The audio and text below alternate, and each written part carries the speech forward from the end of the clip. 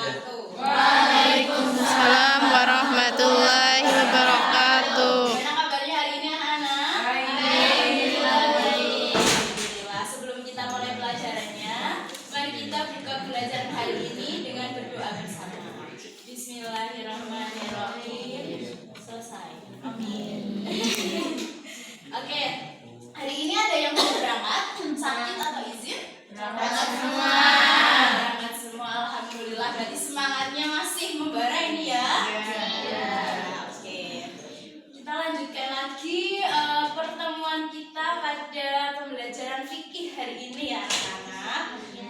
Sebelum masuk pembelajaran, ini Ibu mau tanya nih. Pernah nggak sih kalian itu kalau lagi sholat itu lupa rokaatnya, lupa rukunya, gitu pernah nggak? Nah, terus kalian apa yang kalian lakukan? Apakah mengulang sholatnya atau ya udahlah biarin aja gitu? Sujud sahwi. Oke, seperti yang akan kita pelajari hari ini, yaitu tentang ketentuan sujud sahwi.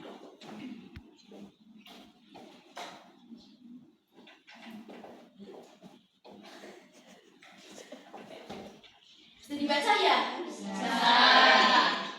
Jadi tujuan pembelajaran kita hari ini adalah untuk mempelajari apa saja ketentuan sujud syahwi. Nah, indikatornya itu ada pengertian, terus sebab-sebab, terus juga tata caranya, hukumnya, dan juga hikmahnya. Nah, selanjutnya penilaian kita pada hari ini itu dibagi menjadi 3. Yang pertama, keaktifan kalian di kelas, selanjutnya kalian mengerjakan LKPD dan juga ulangan harian seperti itu. Selanjutnya kita akan masuk pada materi pertama, yaitu tentang pengertian.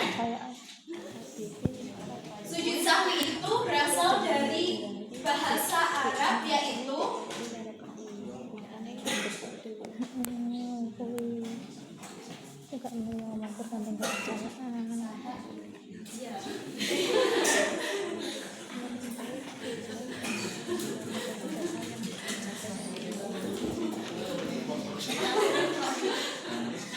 coba dibaca bersama. Ada yang tahu artinya? Artinya itu adalah lupa atau lalai. Nah, jadi dari pengertian yang menurut bahasa ini ada yang bisa menyimpulkan nggak pengertian sujud sahwi secara luas? Sujud sahwi dilakukan ketika kita melakukan itu jadi maksudnya rakaat atau Oke, beri tepuk tangan buat Mbak Gina. Betul sekali. Sujud sahwi itu adalah sujud yang dilakukan ketika kita itu lalai atau lupa dalam rakaat sholat, terus kelebihan atau kekurangan rakaat sholat. Kemudian ada juga meninggalkan sunnah abad. Ada yang tahu nggak sunnah abad itu apa? Belum? Jadi sunnah abad itu adalah sunnah yang dilakukan, yang ditinggalkan itu harus melakukan sujud sahwi. Nah, misalnya contohnya apa? Yaitu tahiyat awal, seperti itu ya. Kemudian yang kedua, hukum sujud sahwi. Hukumnya apa? Ada yang tahu apakah wajib, sunnah, haram, atau makruh? Mubah, sunnah, apa lagi? Ada yang nyebut haram nggak? Oke, hukum sujud sahwi itu adalah sunnah ya teman-teman. Tapi akan menjadi wajib jika kita menjadi makmum, kemudian imamnya itu sujud sahwi, jadi makmumnya harus mengikuti. Nah, seperti itu ya. Kemudian setelah itu kita masuk ke sebab-sebab sujud sahwi. Sebab yang pertama itu adalah ragu-ragu dalam rakaat sholat.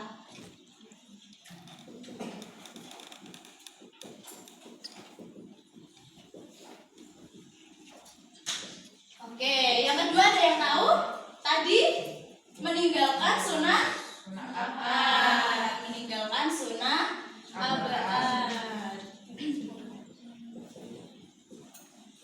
Ada yang tahu lagi nggak sebab yang lainnya?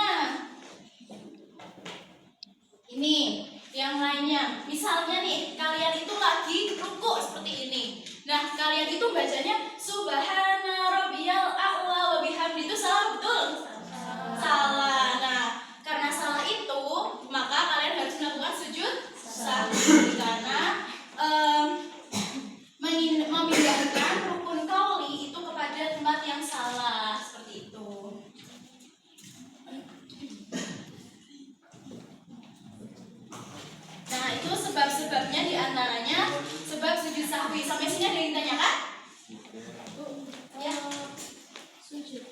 kali kan sedang masuk rukun.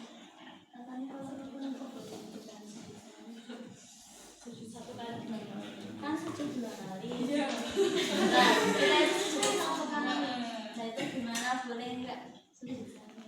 Iya, sujud sahwi. Boleh, berarti itu kan termasuk rukun. Rukun boleh diganti sama sujud sahwi. Kalau rukun enggak, tadi harus mengulang. Berarti kalau sujud 1 kali berarti kita mengulang ya. Ya anak-anak ya, karena itu rukun, karena rukun itu wajib dalam sholat, kecuali tadi rukun seperti itu ya. Selanjutnya tata cara. Nah, sujud sahwi ini dilakukan 2 kali, baik sebelum maupun sesudah salam.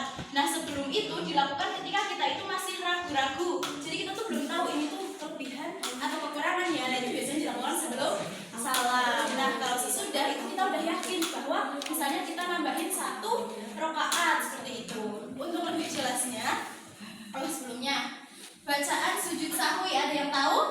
Subhanallah yanamu wa la yasjud. Oke, pinter. Berarti udah tahu semua ya? Alhamdulillah. Selanjutnya Ibu mau minta tolong dong 1 dari kalian buat maju.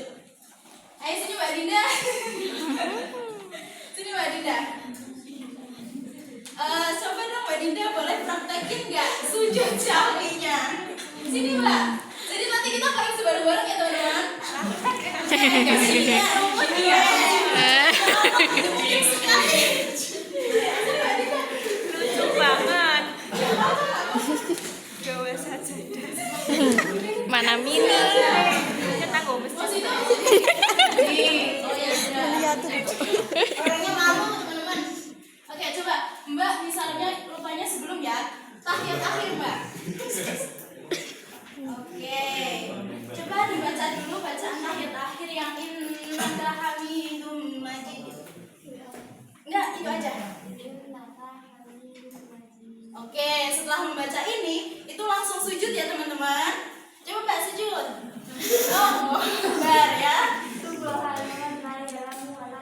Oke, sip. Terus duduk lagi, membaca apa? Bacaan? Sujud antara 2 sujud dulu. Soalnya 2 sujudnya itu 2 kali ya teman-teman. Udah. Misalnya udah baca, terus sujud lagi Mbak.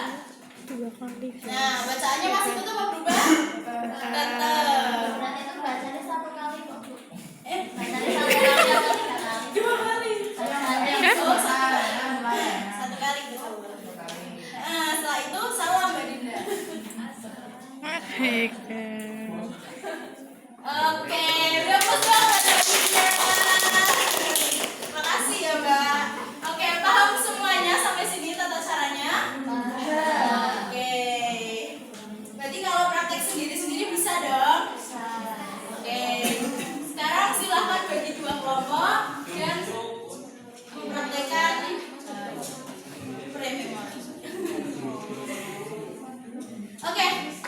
Alhamdulillah pembelajaran kita hari ini udah selesai. Hari ini kita belajarannya apa aja sih? Tentang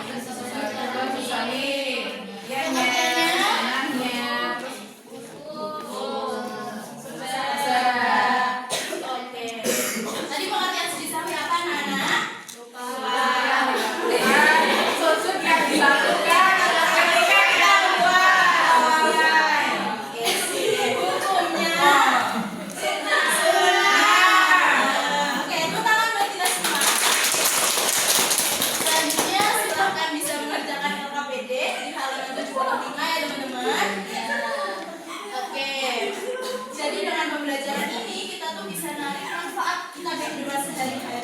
misalnya Mbak Kina lupa ya dalam sholat bolehnya bisa praktekkan sujud sahwi.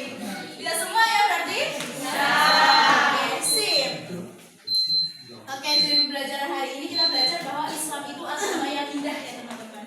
Jadi sekecil apapun kesalahan kita itu ada cara buat memperbaiki. Oke.